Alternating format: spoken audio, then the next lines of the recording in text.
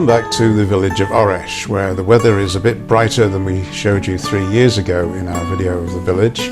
And in the meantime, we've discovered a few more things that happen in the village regularly. One of the things that most Bulgarians do is a homebrew called rakia, which is a pretty strong drink made of whatever fruit is available. Most of the Bulgarian villages have vines when they make their own wine, but rakia is a different matter altogether. It's the hard stuff.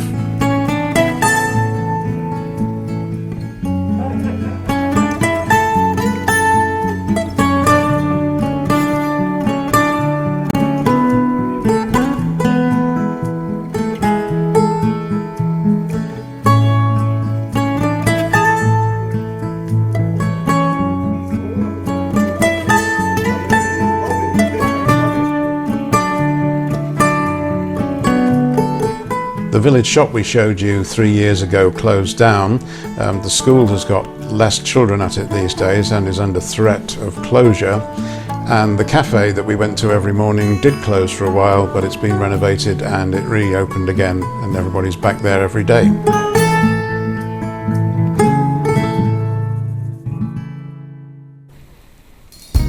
Davey is still the official keeper of the cats in Oresh village, and he's also had some kittens come through which are quite cute, and some of the younger people that were around have adopted those.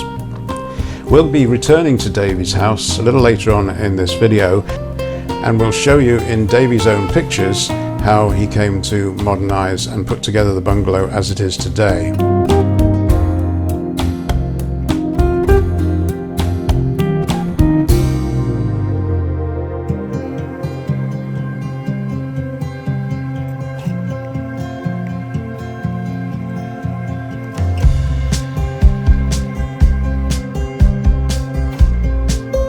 Colin's house has seen some work in the last couple of years. It started out with the original rooms with their mud floors and the outside staircase, and so far he's managed to get inside, put an internal staircase in, put wooden floors down in the bedrooms upstairs, and generally furnish it slightly so that it's a place that you can now stay.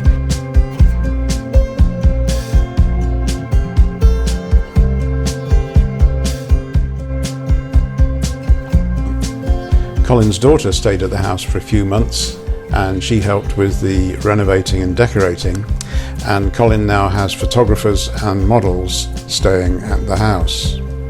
The girl asleep on this couch isn't a model, by the way, she's a photographer.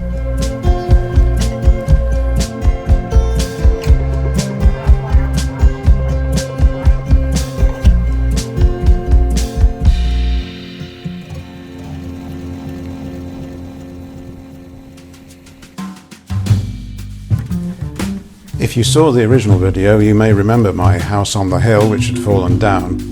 I learnt a lesson from that in that the roof on the main part of the house had a small hole in it which gradually got bigger, then the roof collapsed and the water got in and the mud bricks all collapsed.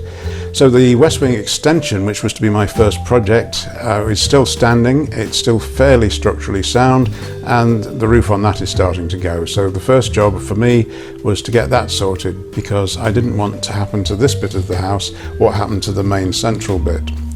So the work on my side has been getting rid of the old roof and putting on a new one, and the work actually on the building below is still to come.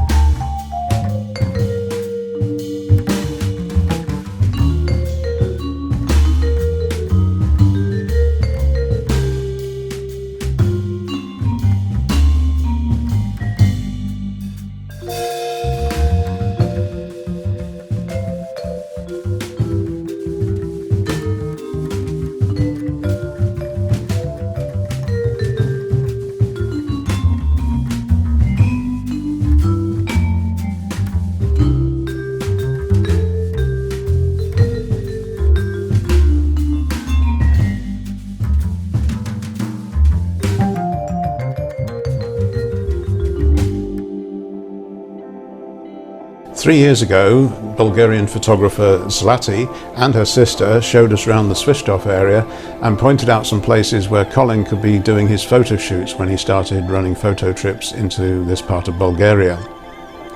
Since then, we've seen a lot of other parts of Svishtov, and here's just a quick look round at some of the places we found, the places we eat, and also the places where Colin ended up taking photographs.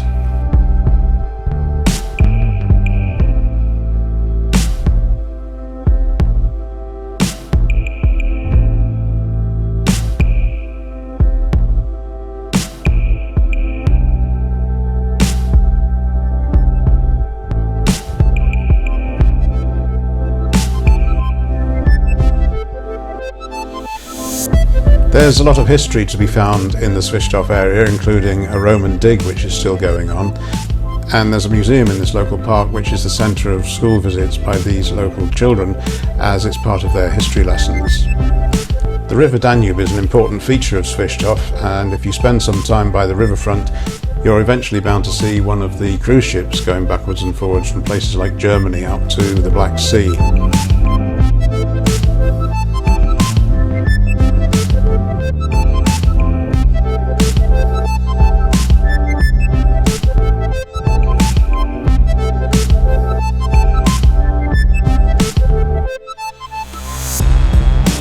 I'm going to keep saying this, but there are some great places to eat around the area, and one thing that we discovered was the Bulgarians eat soup for breakfast, so when in Rome, do as the Romans do. We tried it too, and it was very nice.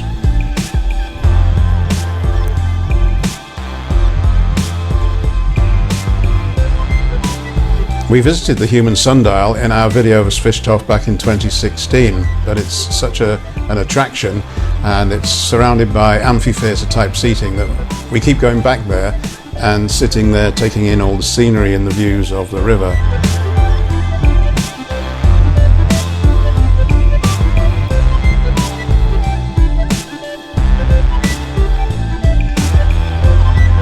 Bulgarian weather can go to great extremes, from being very hot in the summer to being quite snowed up in the winter. We have storms and rain and floods and all the things that you might expect. But the air is never quite as damp as it is in Britain, and the whole thing is somehow more tolerable, whether it's very hot or very cold.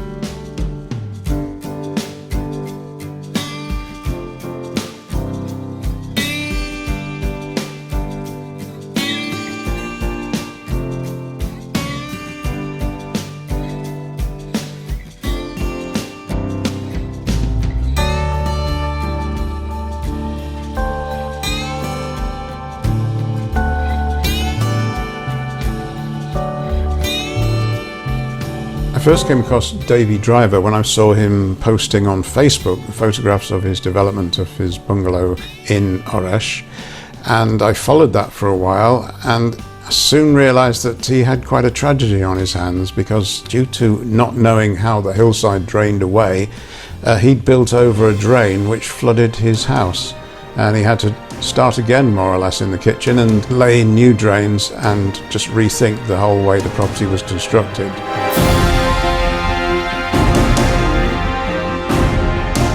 He got there in the end though, and now it's quite a social centre, with all the villagers knowing Davey, and regular parties and barbecues where he can entertain from his house on the hill.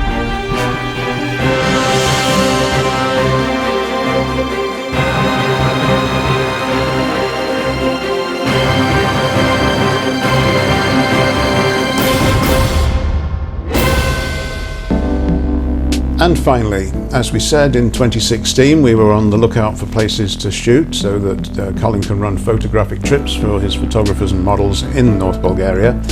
He found some places of his own as well as the ones around Svishtov and Oresh. And here's some shots from a trip with the models Misuzu and secondly Stacy, and they're in various locations including our own houses.